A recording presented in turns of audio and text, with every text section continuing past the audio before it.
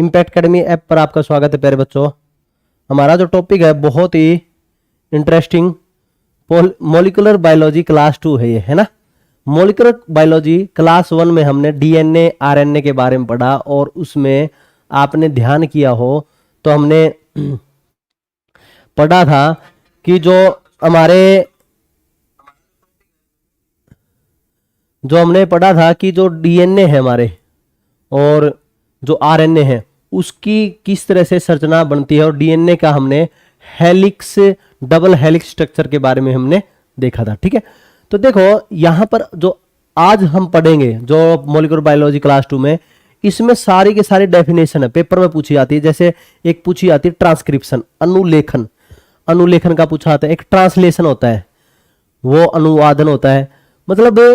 और जो डीएनए है, जो डीएनए वो आरएनए में बनना, डीएनए का आरएनए में बनना किस तरह से होता है, और आरएनए का डीएनए में बनना वो किस तरह से होता है, वो क्या कहलाता है। इस तरह की प्रक्रिया ही हमारी इस क्लास में हम देखेंगे। पहले नंबर पर हम बात करेंगे प्यारे बच्चों अनुलेखन की बात करेंगे। किसकी बात करेंगे? अनुलेखन की। पहली हमारी टर्म है अनुलेखन। अनुलेखन, अनुलेखन को बोलते हैं ट्रांसक्रिप्शन। Transcription, transcription. देखो एक तो होता है आरएनए कोई डीएनए में बदल जाए, और इसमें क्या है, यदि डीएनए है वो आरएनए में बदल जाए तो उसको डीएनए को आरएनए में बदलने का जो प्रक्रिया होती है उसी को हम क्या बोलते हैं? अनुलेखन बोलते हैं। जो डीएनए को आरएनए में बदलेगा, जो डीएनए को आरएनए में बदलेगा उसको वह बदलने वाला होता है आरएनए पॉलीमरेज एंजाइम। क्या होता है? RNA polymerase enzyme. हम कह सकते हैं कि जो डीएनए को आरएनए में बदलने की प्रक्रिया, डीएनए को आरएनए में बदलने की प्रक्रिया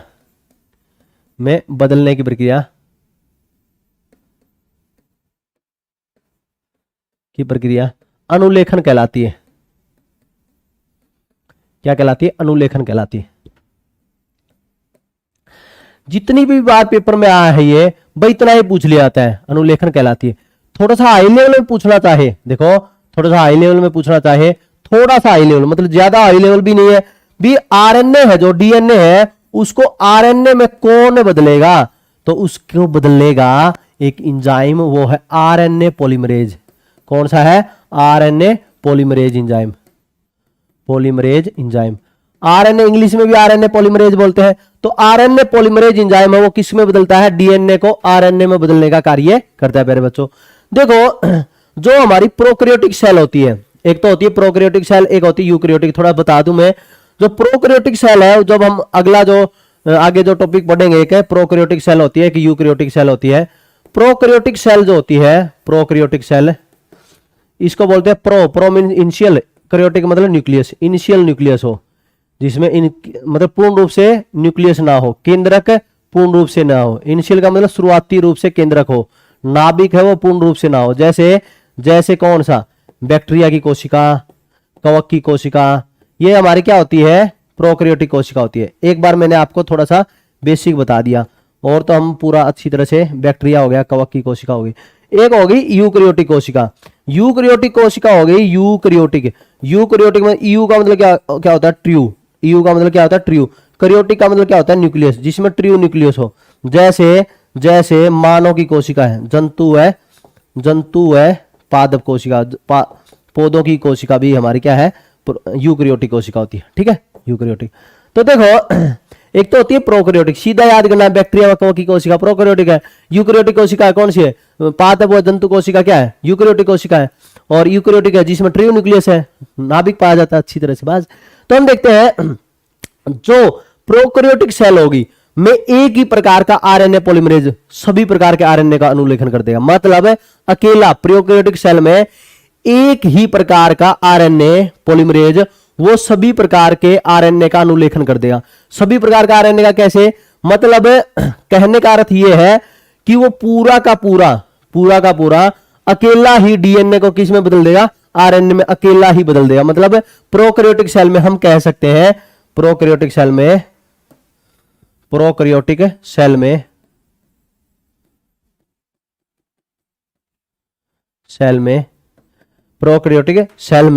अकेला एक ही प्रकार का आरएनए है, एक ही प्रकार का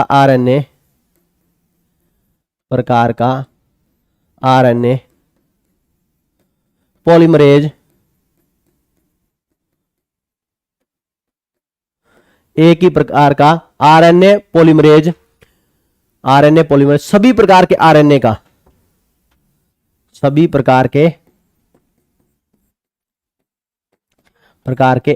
का, आरएनए का अनुलेखन कर देता है, अनुलेखन कर देगा। अनुलेखन का मतलब क्या है? ट्रांसक्रिप्शन। ट्रांसक्रिप्शन का मतलब क्या है? ट्रांसक्रिप्शन का मतलब डीएनए को किस में बदल देगा? आरएनए में बदल देगा। मतलब हमारा अकेला ही कौन? प्रोकैरियोटिक सेल में एक ही प्रकार का आरएनए पॉलीमरेज, वो अकेला ही क्या कर देगा? सभी प्रकार के आरएनए का अनुलेखन कर देता है, सभी प्रकार के आरएनए का क्या कर देगा? अनुलेखन कर देगा। ठीक है। लेकिन यूकैरियोटिक कोशिका के अंदर, यूकैरियोटिक कोशिका में क्या होता है?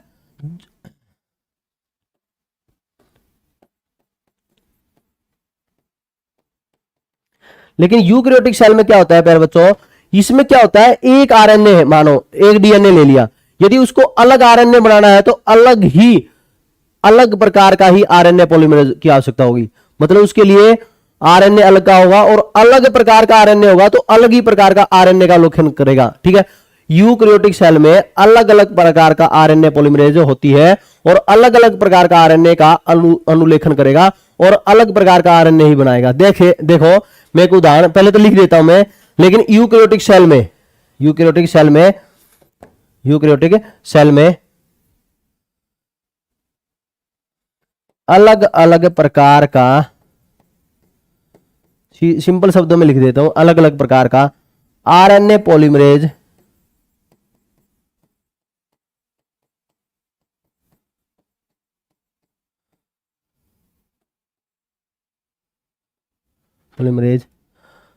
अलग अलग प्रकार के आरएनए का, अनुलेखन करता है, अलग अलग प्रकार के आरएनए का अनुलेखन करता है।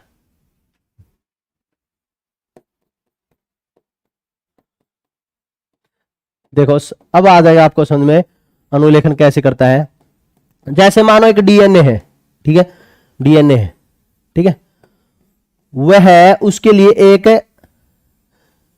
एक एंजाइम ले लिया, मैंने ले लिया पॉलीमरेज,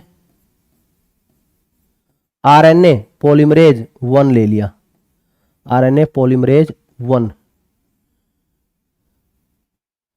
P1 नाम दे दिया। ठीक है। और एक दे दिया हमने आरएनए पॉलीमरेज 2 ले लिया, P2। तीसरे नंबर पर ले लिया मैंने आरएनए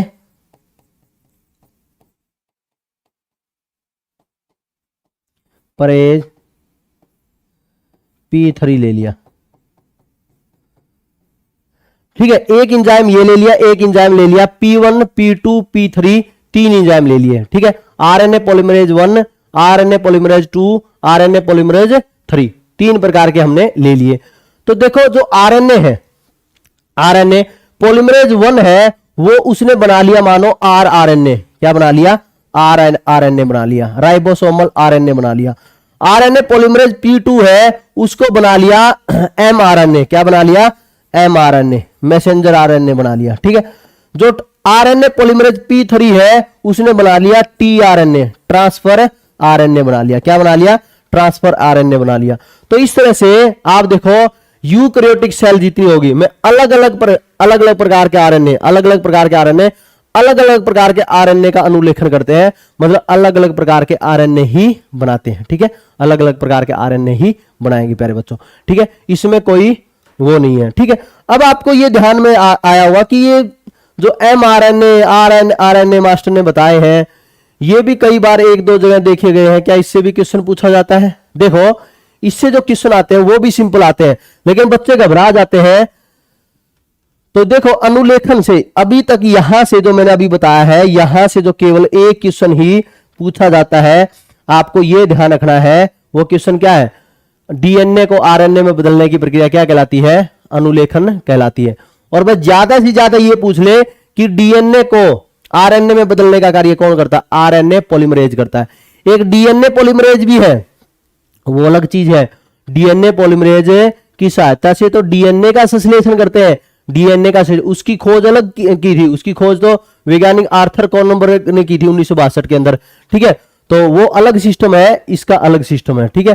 तो ये ध्यान रखना, ये क्या है? हमारा आरएनए पॉलीमरेज एंजाइम है, ठीक है। फिर उसके बाद में आगे देखेंगे, ठीक है। आगे है हमारा जो आरएनए के प्रकार। आरएनए के 3 प्रकार है प्यारे बच्चों। कितने प्रकार है? 3 है आरएनए के प्रकार है, वो 3 है, अभी हमने देखे। तो 3 कौन कौन से हैं? एक तो मैसेंजर आरएनए, क्या देखा था हमने? मैसेंजर। मैसेंजर का मतलब क्या है? मैसेज लेके जाता है, ठीक है। मैसेज लेके जाना। कहां मैसेज लेके जाता? केंद्रक जो नाभिक होगा उसके बाहर है, विभिन्न प्रकार से वह अमीनो अम्ल के पास में मैसेज लेकर जाएगा, ठीक है। और प्रोटीन निर्माण में मदद करता है अमीनो अम्ल। तो फिर उसके बाद में एक हमने पढ़ा आरएनए, मतलब राइबोसोमल आरएनए। राइबोसोमल आरएनए है, ये जो राइबोसोम है उसके बाहर ही होता है, तो यह प्रोटीन संश्लेषण में मदद करता है, ठीक है। प्रोटीन संश्लेषण में मदद करेगा। और राइबोसोमल आरएनए ही सबसे बड़ा आरएनए होता है। ये पूछ ले कि सबसे बड़ा आरएनए है वो कौन है? Ribosomal RNA. सबसे स्थायी भी राइबोसोमल है, सबसे स्थायी भी है। और सबसे अधिक मात्रा में भी कौन सा पाया जाता है? राइबोसोमल आरएनए ही पाया जाता है। लेकिन जो एमआरएनए मैसेंजर आरएनए सबसे कम स्थायी है और सबसे कम मात्रा में पाया जाता है, सर्वाधिक विविध है। विविध का मतलब क्या है? मिसलेनियस है, मतलब अलग अलग प्रकार का पाया जाता है, ठीक है। सबसे कम है। लेकिन टीआरएनए जो ट्रांसफर आरएनए, नाम से ही पता चलता है ट्रांसफर क्या करना? ट्रांसफर करना। किसका ट्रांसफर करना? वैसे तो इसको एक नाम और है, अडप्टर अणु बोलते हैं इसको। क्या बोलते हैं? अडप्टर अणु। क्योंकि अमीनो एसिड है जो अमीनो एसिड से जुड़कर, अमीनो एसिड से जुड़ जाएगा। ये टीआरएनए क्या है? अमीनो अम्ल से जुड़ जाएगा और जुड़कर मुख्य रूप से राइबोसोमल आरएनए पर स्थानांतरित हो जाएगा। किस पर स्थानांतरित हो जाएगा? ये अमीनो अम्ल से जुड़ के राइबोसोमल आरएनए पर स्थानांतरित हो जाएगा और वहां पर क्या है? प्रोटीन संश्लेषण में मदद करता है। नॉर्मल सी बात है, ठीक है। और सबसे छोटा आरएनए, हमने सबसे कम स्थायी तो पूछा था, तो एमआरएनए था। और सबसे छोटा आरएनए कौन सा है? टीआरएनए सबसे छोटा आरएनए, ठीक है। ये भी बात आपको ध्यान रखनी पड़े बच्चों। तो हमारा जो टॉपिक है अब आरएनए के प्रकार है, और आरएनए के प्रकार में हम सबसे पहले देखेंगे, हेडिंग डाल सकते हो आप, नंबर 1 पर है हमारा राइबोसोमल आरएनए।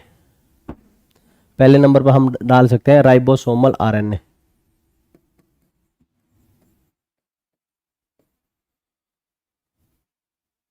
या आरएनए। हिंदी वाले कंफ्यूज मत होना, राइबोसोमल आरएनए एक ही बात है।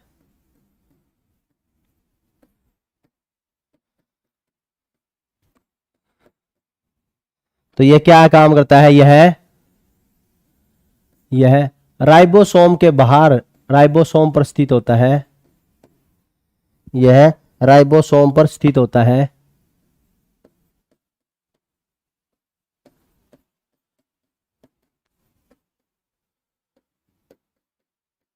जो प्रोटीन संश्लेषण में मदद करता है। जो प्रोटीन संश्लेषण में मदद करता है। प्रोटीन संश्लेषण मीन्स क्या है? Protein synthesis. प्रोटीन सिंथेसिस में मदद करेगा।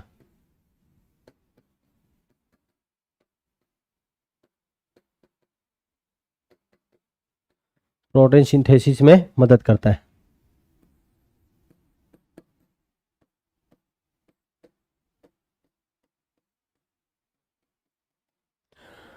यह राइबोसोम पर स्थित होता है जो प्रोटीन संश्लेषण में मदद करता है, ठीक है। यह सबसे बड़ा सबसे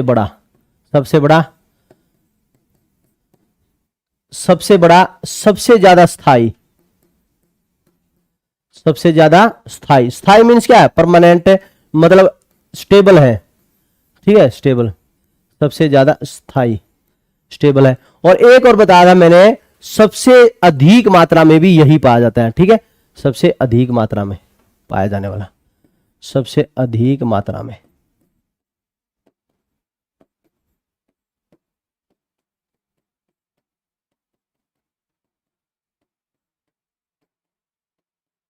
ठीक है, ये कौन सा था हमारा, राइबोसोमल आरएनए था प्यारे बच्चों, राइबोसोमल आरएनए। दूसरे नंबर पर हम बात करेंगे, दूसरे नंबर पर हमने देखा था एमआरएनए,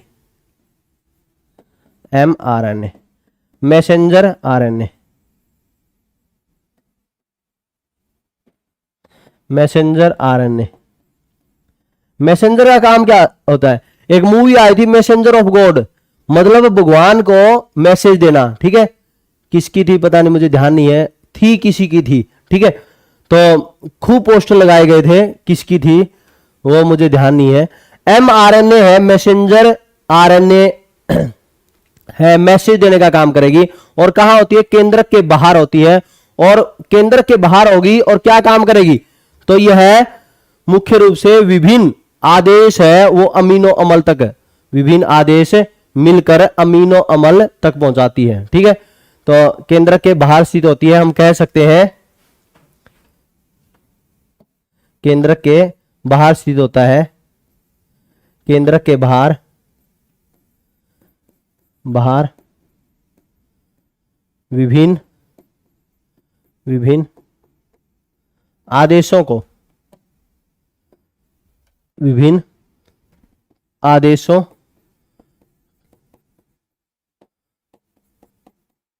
को मिलाकर अमीनो अम्ल तक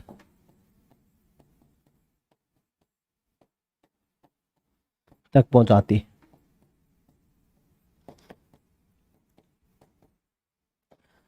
ठीक है, अमीनो अम्ल तक पहुंचाती है। और सबसे सबसे सबसे कम होगा, सबसे कम स्थायी है, सबसे कम स्थायी आरएनए, सबसे कम स्थायी है। ठीक है, कौन सा, मैसेंजर आरएनए। और सबसे कम मात्रा में पाया जाता है, सबसे कम मात्रा में पाया जाता है।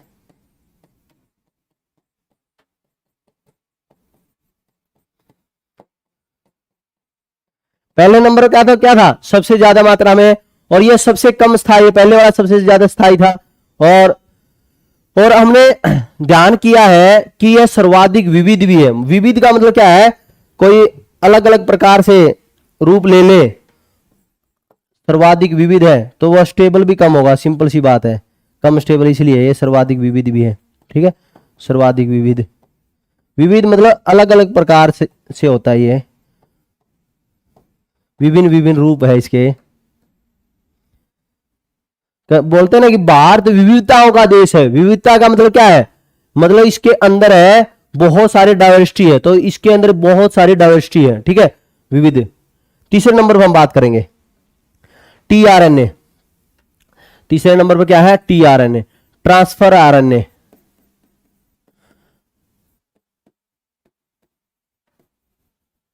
ट्रांसफर आरएनए, ट्रांसफर आरएनए के बारे में मैंने आपको मैं 2-3 सिंपल बातें बताई थी, बस वही ध्यान करनी है। तो मुख्य रूप से इसे अडेप्टर एक तो अणु बोला जाता है, और यह अमीनो एसिड से जुड़कर उसे राइबोसोमल आरएनए पर स्थानांतरित होता है। ये क्या करता है, अमीनो एसिड से जुड़ जाएगा और उसे क्या कर देगा, राइबोसोमल आरएनए पर स्थानांतरित कर देगा। ठीक है, और इसे क्या बोला जाता है, अडेप्टर अणु कहा जाता है। बस एक ये याद करना है, इसे अडेप्टर अणु कहा जाता है, इसे अडेप्टर अणु कहा जाता है, अडेप्टर मॉलिक्यूल, अडेप्टर अणु कहा जाता है, अडेप्टर मॉलिक्यूल कहा जाता है, कहा जाता है।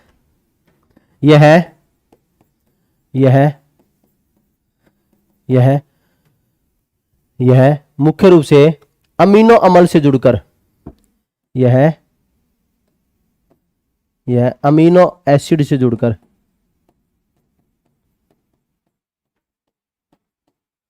अम्ल से जुड़कर टीआरएनए, ये जुड़कर राइबोसोमल आरएनए, मतलब सीधा लिख दे हम, आरएनए लिख दे, बस सीधा, इसमें कोई ज्यादा वो लिखने की जरूरत ही नहीं है। ठीक है, जुड़कर rRNA पर स्थानांतरित होता है।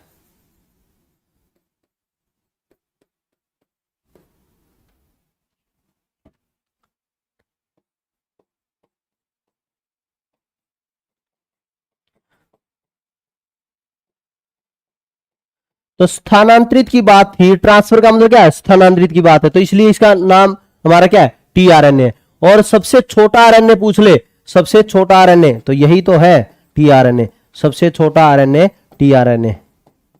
ठीक है प्यारे बच्चों, सबसे छोटा आरएनए। ठीक है,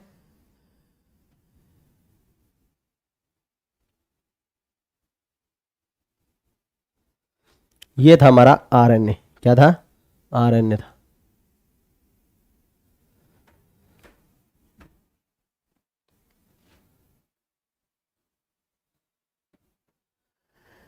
अब हम देखेंगे, देखो अब हम देखेंगे, बहुत इंपॉर्टेंट है, आपने सुना होगा रिवर्स ट्रांसक्रिप्शन, सुना हो तो, नहीं सुना हो तो मैं सुना देता हूं। रिवर्स ट्रांसक्रिप्शन है, बहुत ही जबरदस्त प्रोसेस है रिवर्स ट्रांसक्रिप्शन। रिवर्स ट्रांसक्रिप्शन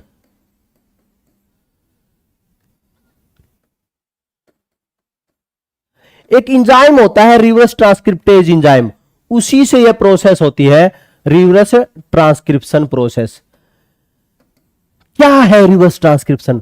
अभी तो हमने यह पढ़ा था कि आरएनए है वो बनता है डीएनए से, लेकिन यहां पर उल्टा है, आरएनए का डीएनए में, क्योंकि पहले क्या पढ़ा था हमने, डीएनए से आरएनए में बनना, और यहां पर क्या है, आरएनए से डीएनए में बनना। तो आरएनए से डीएनए में बनने की प्रक्रिया ही क्या कहलाती है, रिवर्स ट्रांसक्रिप्शन कहलाती है। और रिवर्स ट्रांसक्रिप्शन है, पहले सबसे पहले किस में आई थी, वायरस में आई थी। कहां पर खोज की गई थी, इसकी वायरस में खोज की गई थी। और हम देखते हैं, और यह एक इंजाइम होता है reverse transcription enzyme, reverse transcription enzyme की उपस्थिति में ही होता है। देखो तो मैं लिख देता हूं, यह सर्वप्रथम, यह सर्वप्रथम, यह सर्वप्रथम वायरस में ही आई थी, सर्वप्रथम वायरस में खोज की गई, इस ऐसे लिख देते हैं, यह सर्वप्रथम वायरस में खोज की गई, वायरस में खोज की गई, वायरस में, विषाणु में, विषाणु में खोज की गई, में खोज की गई। ठीक है, यहां पर क्या हुआ, डीएनए आरएनए से, आरएनए से डीएनए में बदलने की प्रक्रिया, डीएनए में बदलने की प्रक्रिया,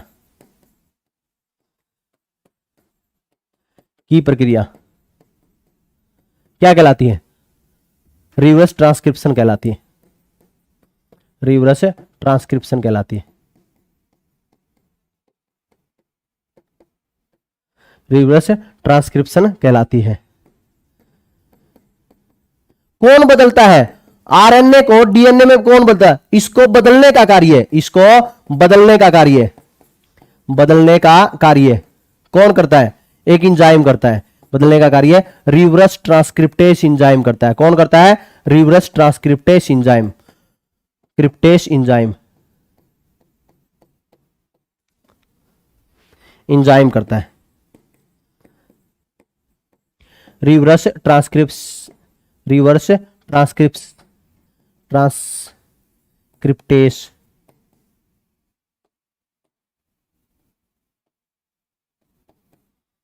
टेस्ट इंजाइम करता है। देखो क्या करता है ये इंजाइम, कैसे करता है, ये सारी इसकी पोल पट्टी अभी खोलते हैं हम। देखो विषा हमारा हमें देखते हैं, जो मानव में कोई वायरस जब डीएनए हो तभी नुकसान पहुंचाता है, जब कोई वायरस क्या हो, डीएनए हो तभी पहुंचाता है। कोई आरएनए वायरस है तो मानव के अंदर वो कब बदलेगा, डीएनए में बदलेगा, तभी वह उसको मानव को नुकसान अच्छी तरह से पहुंचा पाएगा। तो एचआईवी विषाणु है, जो एचआईवी विषाणु, वो आरएनए से डीएनए में बदलने का कार्य कौन करता है, उसको बदलने का कार्य करता है reverse R transcriptase T E enzyme. तो यदि यह आरएनए को डीएनए में ना बदले तो मानव को एचआईवी का नुकसान ही ना हो, एचआईवी का नुकसान ही ना हो, और मानव को एड्स से मृत्यु ही नहीं होगी, मानव की एड्स से मृत्यु नहीं होगी। तो ये क्या करता है, रिवर्स ट्रांसक्रिप्टेज एंजाइम आरएनए को डीएनए में बदलता है और इसकी वजह से मानव को नुकसान पहुंचता है। तो सबसे बढ़िया ये है कि जितनी भी दवाइयां बनी है एड्स पर, इसी एंजाइम को रोकने के लिए बनती है, और जिससे इसका एंजाइम का गुणनफल रुक जाए, इसका एंजाइम का क्या हो जाए, गुणनफल रुक जाए, और इसका गुणनफल रुक जाएगा तो ऑटोमेटिक है नुकसान बंद हो जाएगा मानव में। ठीक है, एचआईवी का। और बाकी है, हम एचआईवी के अंदर भी इसके बारे में अच्छी तरह से पढ़ेंगे। इसकी खोज किसने की थी, टेमिन व वोल्टीमियर ने की थी। किसने खोज की थी, टेमिन व वोल्टीमियर ने, टेमिन व वोल्टीमियर ने।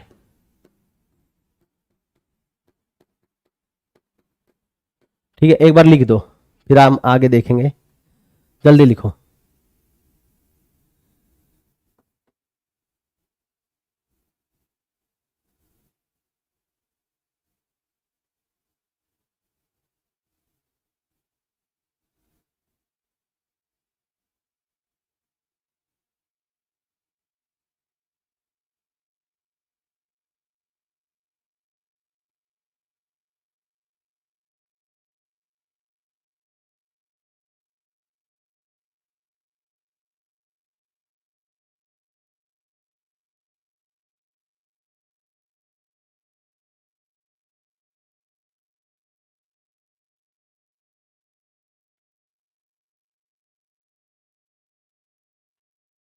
लिख दिया होगा, लिख दिया होगा प्यारे बच्चे आपने।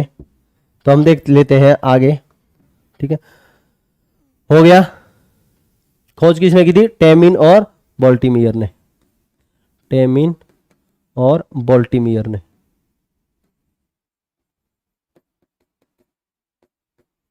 ठीक है, आगे देखते हैं हम। देखो अगला क्या है, एक प्रोसेस है ट्रांसलेशन। क्या है, ट्रांसलेशन। आरएनए से प्रोटीन संश्लेषण करना, आरएनए से प्रोटीन संश्लेषण करना ही क्या कहलाता है, अनुवादन कहलाता है, ट्रांसलेशन कहलाता है। क्या है, ट्रांसलेशन। पेपर में जितनी बार भी आया है वह डेफिनेशन ही पूछी गई है। ट्रांसलेशन, ट्रांसलेशन कई सोच लेते हैं कि ट्रांसलेशन वो हिंदी को इंग्लिश में बदलना है। वैसे तो नाम देखो अनुवादन ऐसा ही है, अनुवादन हिंदी में नाम भी ऐसा है, अनुवाद करना, ट्रांसलेशन। लेकिन जब आरएनए की अंतिम प्रक्रिया जो होती है, मतलब प्रोटीन बनने की अंतिम प्रक्रिया यही होती है, अनुवादन होती है। मतलब आरएनए से जो प्रोटीन संश्लेषण किया जाता है वही क्या है, हमारा अनुवादन किया जाता है। आरएनए से प्रोटीन संश्लेषण की क्रिया। संश्लेषण क्या होता है, बनाना, protein synthesis, protein synthesis.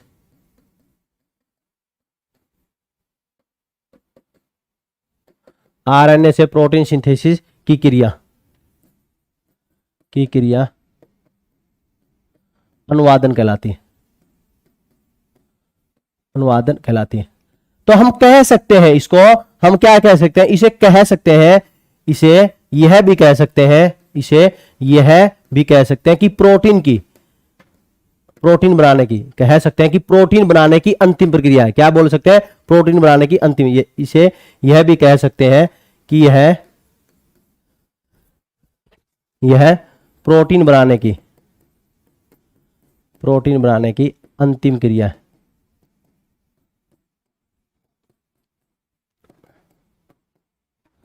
Protein किससे बनता है, प्रोटीन किससे बनता है, आरएनए से बनता है। आरएनए से प्रोटीन बनेगा, फिर आरएनए से प्रोटीन बनेगा तो आरएनए से ही हमारा न्यूक्लियोटाइड बनता है, और न्यूक्लियोटाइड से हमारा क्या बनता है, अमीनो अम्ल बनता है। तो ये ध्यान रखनी है आपने, आरएनए से ही हमारा क्या बना है, प्रोटीन बना है। आरएनए से ही क्या बना है, प्रोटीन बना है। क्या बना है, प्रोटीन बना है। ठीक है, और जो न्यूक्लियोटाइड है वो भी हमारा क्या है, न्यूक्लियोटाइड है, वो भी क्या है, आरएनए ही तो है। न्यूक्लियोटाइड हमारा आरएनए ही तो है, और न्यूक्लियोटाइड से ही हमारा क्या बनता है, अमीनो अम्ल बनता है। क्या बनता है, अमीनो अम्ल बनता है। ये बात आपको ध्यान, अमीनो एसिड बनता है प्यारे बच्चों, ये आपको ध्यान है। ये प्रक्रिया कौन सी थी, अनुवादन थी। कौन सी थी, अनुवादन। ठीक है, तो हम देखेंगे उसके बाद में कोडोन, उसके बाद में कौन सी प्रक्रिया देखेंगे, कोडोन देखेंगे। कौन सी देखेंगे, कोडोन।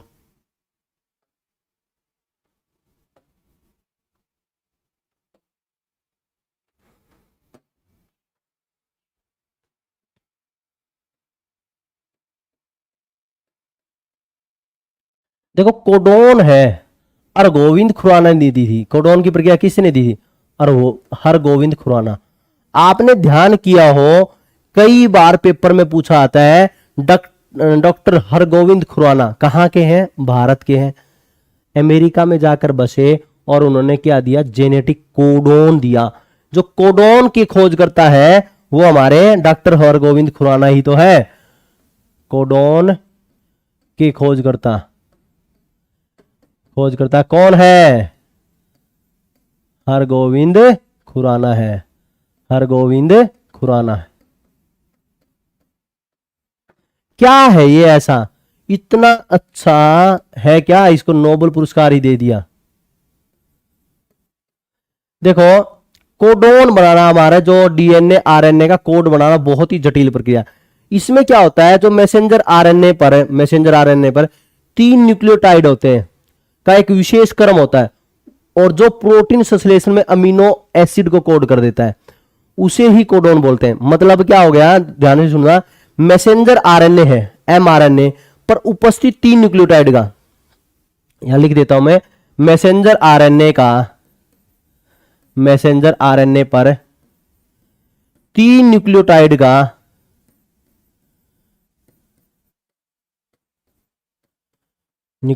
का विशेष क्रम।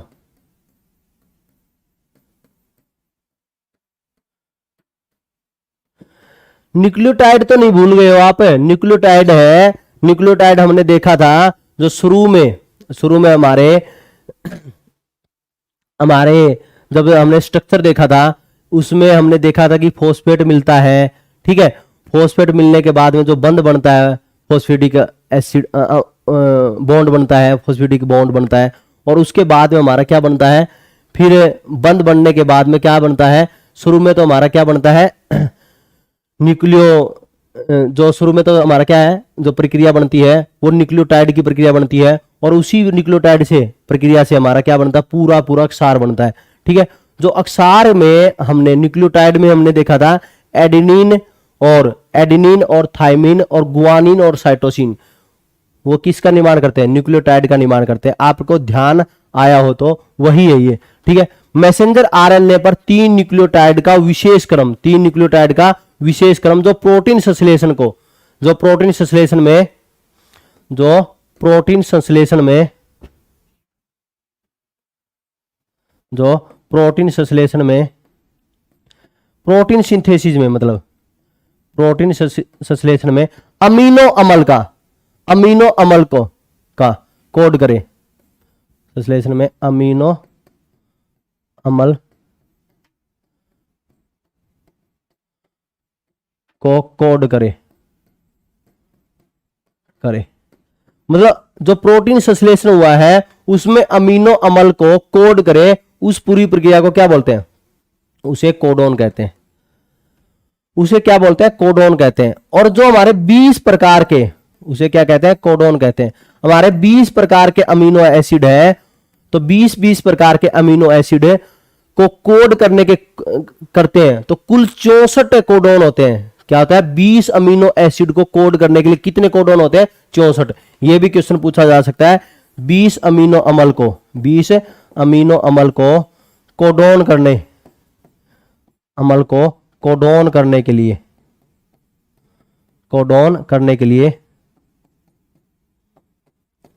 64 कोडोन होते हैं।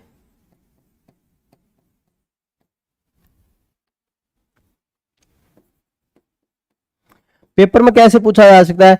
एक तो ये पूछा जा सकता है हमारे जो आवश्यक एसेंशियल अमीनो एसिड है उसको कोडोन करने के लिए कितने कोडोन की आवश्यकता होती है? 64 कोडोन की आवश्यकता होती है। और दूसरा पूछा जा सकता है कि कोडोन के खोजकर्ता कौन है?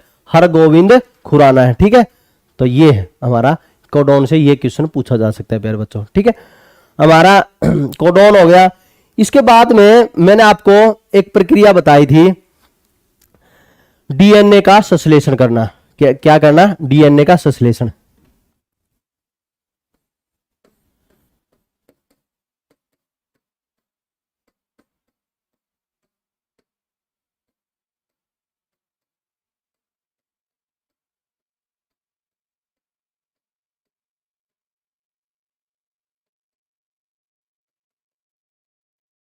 Synthesis of DNA. क्या है सिंथेसिस ऑफ डीएनए?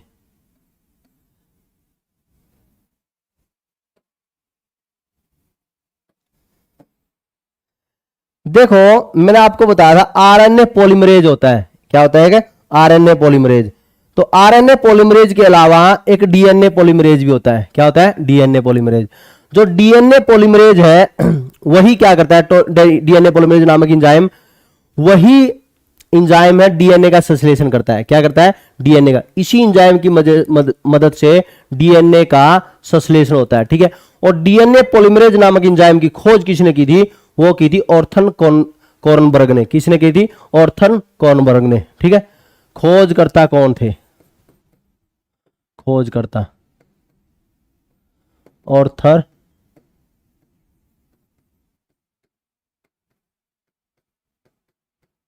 कब? 1962 में। कब? 1962 में। ठीक है। ठीक है। इन वैज्ञानिकों ने इस वैज्ञानिक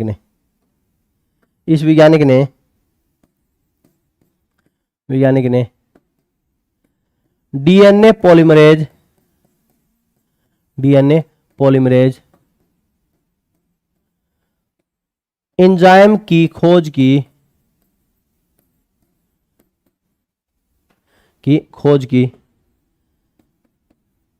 जो मुख्य रूप से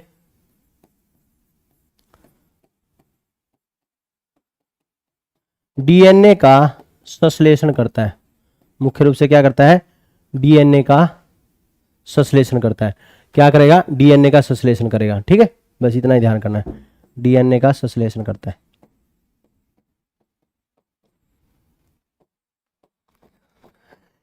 लास्ट टॉपिक हमारा बचा है इसमें म्यूटेशन। क्या बचा है? म्यूटेशन। देखो म्यूटेशन है वो जैव विकास का भी हिस्सा है और इसमें भी पूछ लिया जाता है। म्यूटेशन है क्या? म्यूटेशन है क्या? जैव विकास में अलग पढ़ेंगे, यहां अलग पढ़ेंगे। म्यूटेशन इसको हिंदी में बोलते हैं उत्परिवर्तन।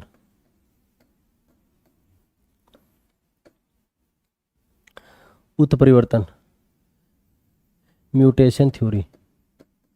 देखो म्यूटेशन थ्योरी एक वैज्ञानिक है, आपने 10वीं क्लास में सुना हो तो इसका नाम होगो डी ब्रीज ने बताया था। इसके बारे में किसने बताया था? वैज्ञानिक होगो डी ब्रीज ने। सिंपल भाषा में मैं आपको बताऊं, इसने ये कहा यदि कोई भी जीव एक जीव से दूसरा जीव बना होगा तो उसके अंदर क्या आया होगा? गुणसूत्रों में परिवर्तन आया हुआ। किसमें आया हुआ? गुणसूत्रों में परिवर्तन। वही क्या है? उत्परिवर्तन कहलाता है। मतलब गुणसूत्रों में परिवर्तन के बारे में इन्होंने बताया। होगो डी ब्रीज ने ऐसा क्या किया? एक पौधा आता है इवनिंग प्राइमरोज। इवनिंग प्राइमरोज पर इन्होंने शोध किया। Evening primrose. यह भी क्वेश्चन पूछा जा सकता है कि ग्रेगर जॉन मेंडल ने किस पर शोध किया? इन्होंने इवनिंग प्राइमरोज नामक पौधे पर अनुसंधान कर उत्परिवर्तन का सिद्धांत दिया।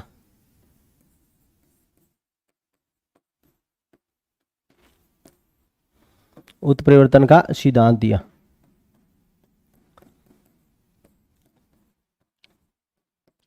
और क्या बताया उत्परिवर्तन के सिद्धांत में? इसने बताया कि जो भी उत्परिवर्तन उत्पन्न करने वाले कारक है, कोई भी हमारे मानो कोई पदार्थ है, उसका एक जीन से दूसरे जीन में या एक गुणसूत्र से वो दूसरे गुणसूत्र में बदलता है। जैसे मानव है वो चिंपांजी से बना, चिंपांजी में कितने 48 गुणसूत्र है और मानव में 46 गुणसूत्र है। तो ये कहता है कि जो उत्परिवर्तन उत्पन्न करने वाले कारक होंगे वो न्यूराजन होंगे। क्या होंगे? न्यूराजन होंगे। और डीएनए तथा आरएनए, या तो डीएनए हो या आरएनए के न्यूक्लियोटाइड क्रम में परिवर्तन हो जाएंगे। क्या होंगे? डीएनए या आरएनए के न्यूक्लियोटाइड क्रम में परिवर्तन होंगे और इसी क्रम में परिवर्तन के कारण इसको क्या बोला? उत्परिवर्तन बोला। डीएनए अथवा आरएनए में अचानक अचानक अचानक ही परिवर्तन आ जाए, अचानक ही क्या हो जाए, परिवर्तन आ जाए। उसने ये नहीं बताया कि क्यों परिवर्तन आता है, कहा कि वो एकदम परिवर्तन आना ही क्या कहलाता है, उत्परिवर्तन कहलाता है। तो उसने कहा कि जैसे जैसे मानव है, मानव में ये नहीं है कि एकदम है, मानव के अंदर है वो कि मानव सरीसृप था, मानव, ठीक है, हमने माना कि मानव क्या है, सरीसृप था, और एकदम वो है एकदम तुरंत है वो एकदम सरीसृप से रेंग कर एकदम वो मानव बन गया, नहीं। तो कहा कि शुरू में इसने और भी डीपली ये बताया था कि शुरू में कुछ वह अन्य बना हुआ, फिर उसमें एकदम अकस्मात परिवर्तन आया हुआ, तो उसी को बोला गया उत्परिवर्तन, ठीक है। और उस समय का सबसे सार्थक साइंटिस्ट, सबसे अच्छा जैव विकास के बारे में सिद्धांत देने वाला यही वैज्ञानिक था, ठीक है। तो हम लिख सकते हैं डीएनए तथा आरएनए के, डीएनए तथा आरएनए के, डीएनए तथा आरएनए के, डीएनए अथवा आरएनए किसी में, अथवा आरएनए के, आरएनए के न्यूक्लियोटाइड, न्यूक्लियोटाइड टाइड में क्रम से परिवर्तन, परिवर्तन उत्परिवर्तन कहलाता है, उत्परिवर्तन कहलाता है।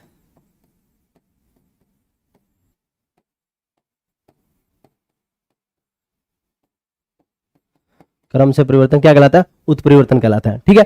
और हम ये भी कह सकते हैं, मैंने आपको बताया था कि डीएनए आरएनए के न्यूक्लियोटाइड में क्रम से परिवर्तन हो गया, या उनमें डीएनए या आरएनए में, या डीएनए अथवा आरएनए में, आरएनए में अकस्मात, अकस्मात मीन्स क्या है, अचानक परिवर्तन,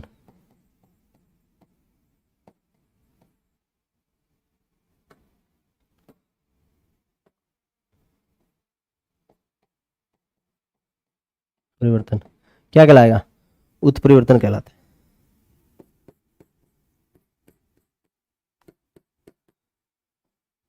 उत्परिवर्तन कहलाता है,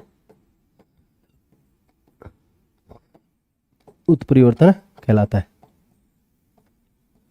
और मैंने आपको बताया था एक न्यूरोजॉन्स के बारे में, उसने ये बताया कि जो डीएनए और आरएनए के अंदर जो उत्परिवर्तन करने वाले जो कारक होंगे वही क्या कहलाएंगे, न्यूरोजन कहलाएंगे, ठीक है।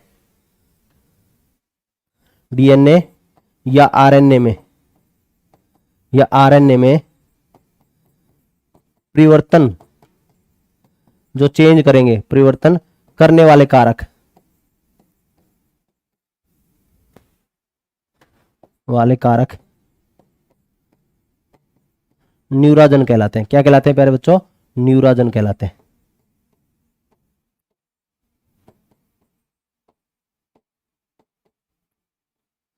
देखो ये वैसे तो इसके अभी दो प्रकार है, जैसे बिंदु उत्परिवर्तन हो गया, क्रेम शिफ्ट उत्परिवर्तन हो गया, तो इस तरह से बहुत सारे इसके हम, जैसे सिकल सेल एनीमिया के अंदर बिंदु परिवर्तन था, पॉइंट म्यूटेशन था। क्रेम शिफ्ट उत्परिवर्तन है वो थैलेसेमिया रोग के अंदर क्रेम शिफ्ट उत्परिवर्तन होता है, लेकिन आपको इतना डीपली नहीं जाना है, ठीक है। मोस्टली हमारा बस ये देखना है कि जो डेफिनेशन है यहां से क्या पूछी जाती है, मोस्टली डेफिनेशन पूछी जाती है। तो हम एक बार डेफिनेशन के बारे में थोड़ा सा देख लेते हैं। अनुलेखन के बारे में अनुलेखन के बारे में क्या है, डीएनए को आरएनए में बदलने की प्रक्रिया क्या कहलाती है, अनुलेखन कहलाती है। और RNA polymerase, RNA polymerase DNA को आरएनए में बदलता है, और प्रोकैरियोटिक सेल में एक ही प्रकार का आरएनए पॉलीमरेज सभी प्रकार के आरएनए का अनुलेखन कर देगा। लेकिन यूकैरियोटिक में क्या होगा, अलग अलग प्रकार का आरएनए पॉलीमरेज अलग अलग प्रकार से ही अनुलेखन करेगा। आरएनए के प्रकार ये बहुत इंपॉर्टेंट, आरएनए के राइबोसोमल, एमआरएनए और टीआरएनए बहुत ही इंपॉर्टेंट, वेरी इंपॉर्टेंट है, तीनों देख लेना आप। रिवर्स ट्रांसक्रिप्टेज एंजाइम बहुत इंपॉर्टेंट है, ये क्या करता है, सर्वप्रथम वायरस के अंदर खोज टेमिन ने, खोज किसने की, टेमिन ने, और किसने, बाल्टीमोयर ने, ठीक है, बाल्टीमोयर ने। और डीएनए से आरएनए बदलने की प्रक्रिया रिवर्स ट्रांसक्रिप्टेज कराती है। और मैंने बताया था जो एचआईवी वायरस है उसको डीएनए में रिवर्स ट्रांसक्रिप्टेज एंजाइम करता है। हम कह सकते हैं कि कोई भी प्रक्रिया हो उसमें यही एंजाइम काम करता है। फिर हम देखते हैं ट्रांसलेशन। ट्रांसलेशन में आपने बस यही याद करना है कि आरएनए से प्रोटीन संश्लेषण, आरएनए से प्रोटीन संश्लेषण, प्रोटीन संश्लेषण की क्रिया है अनुवादन कहलाती है। इससे यह भी कह सकते हैं कि प्रोटीन बनाने की अंतिम प्रक्रिया है, और आरएनए से ही प्रोटीन बना, और आरएनए न्यूक्लियोटाइड, और हम देखते हैं अमीनो अम्ल, इस तरह से। फिर उसके बाद में कोडोन का बताया मैंने, कोडोन के बारे में बस इतना याद करना है। खोजकर्ता कौन थे? हरगोविंद खुराना। और 20 अमीनो अम्ल को कोडोन के लिए कितने कोडोन की आवश्यकता होती है? तो ये ध्यान रखनी है आपने, 64 कोडोन की आवश्यकता होती है। ठीक है, फिर उसके बाद में देखो डीएनए का संश्लेषण। डीएनए का संश्लेषण है, खोजकर्ता कौन? आर्थर कॉर्नबर्ग थे। कौन है? Arthur Kornberg. और इस वैज्ञानिक ने DNA polymerase enzyme, DNA polymerase enzyme की खोज की, जो मुख्य रूप से डीएनए का संश्लेषण करता है, यह ध्यान रखना है। और म्यूटेशन, उत्परिवर्तन के बारे में इन्होंने इवनिंग प्राइमरोज नामक पौधे पर अनुसंधान किया था। होगो डी ब्रिज ने इसकी खोज की थी। डीएनए अथवा आरएनए के न्यूक्लियोटाइड में क्रम में परिवर्तन है, उत्परिवर्तन कहलाता है। और हम देखते हैं मुख्य रूप से इसके कितने प्रकार है? 2 प्रकार है, मैंने बताया। बिंदु उत्परिवर्तन, क्या है? बिंदु उत्परिवर्तन और फ्रेम शिफ्ट उत्परिवर्तन। ठीक है, इसका क्या है? इसके 2 प्रकार है। बस इस उदाहरण लिखवा रहा हूं। इसके 2 प्रकार है, इसके 2 प्रकार है, 2 प्रकार है। पहला तो क्या है? बिंदु उत्परिवर्तन। क्या है? बिंदु उत्परिवर्तन। पॉइंट म्यूटेशन है। क्या है? पॉइंट म्यूटेशन है। पॉइंट म्यूटेशन है, म्यूटेशन। इसका उदाहरण मैंने बताया आपको, एग्जांपल इसका क्या है? Sickle cell anaemia.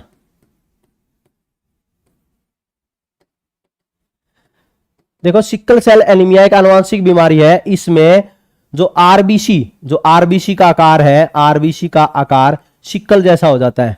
आरबीसी का आकार किस जैसा हो जाता है? सिकल मीन्स क्या है? द्रांति जैसा।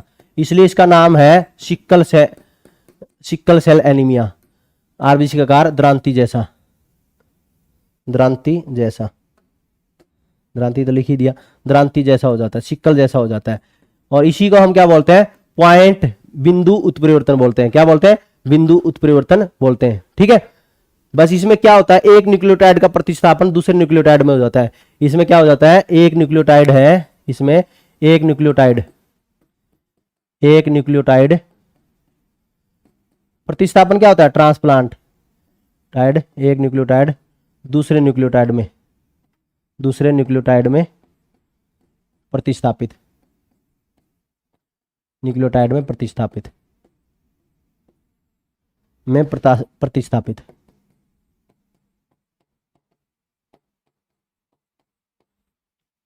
ठीक है।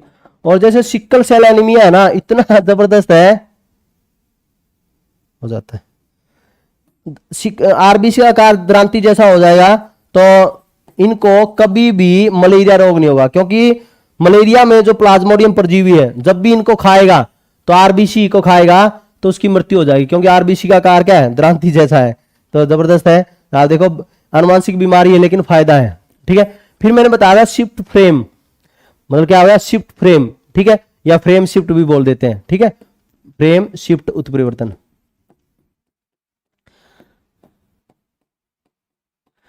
फ्रेम को फ्रेम, शिफ्ट को शिफ्ट, फ्रेम शिफ्ट म्यूटेशन। इसका उदाहरण है, जो उदाहरण देख लो बस आप, उदाहरण क्या है इसका? उदाहरण वो है थैलेसीमिया, भयंकर रोग है, यह भी आनुवंशिक बीमारी है। एग्जाम्पल है थैलेसीमिया। थैलेसीमिया में क्या है? जो व्यक्ति का जो रक्त है वह आनुवंशिक रूप से उसमें दिक्कत आना शुरू हो जाती है और उसका रक्त का थक्का नहीं जमता, बहुत ही भयंकर रहता है। और इसी की वजह से इसमें क्या रहता है? इसमें एक न्यूक्लियोटाइड का विलोपन हो जाता है। इसमें एक से न्यूक्लियोटाइड का विलोपन अथवा निवेशन हो जाता है। इसमें निवेशन, विलोपन भी बोला जाता है इसको। फ्रेम शिफ्ट को क्या बोला जाता है? विलोपन भी बोला जाता है। इसका दूसरा क्या बोला जाता है? इसे विलोपन भी कहा जाता है। इसे विलोपन भी कहा जाता है। ठीक है, इसके बारे में और जानने की कोई जरूरत नहीं, विलोपन भी कहा जाता है।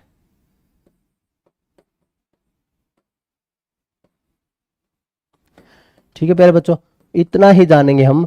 और इससे आसान आसान इसको डेफिनेशन के रूप में जानना है, क्योंकि इसमें कुछ ऐसा था नहीं जो पेपर में आई थी। जितनी बार भी पेपर में आता है डेफिनेशन ही पूछी जाती है इससे, और कुछ नहीं पूछा जाता, इसलिए मैंने आपको करवा दिया। और डेफिनेशन है, बच्चों ने ये कभी पढ़ी नहीं होती और किसी भी बुक में ये आसानी से मिलती नहीं है इस रूप से, सरल रूप से।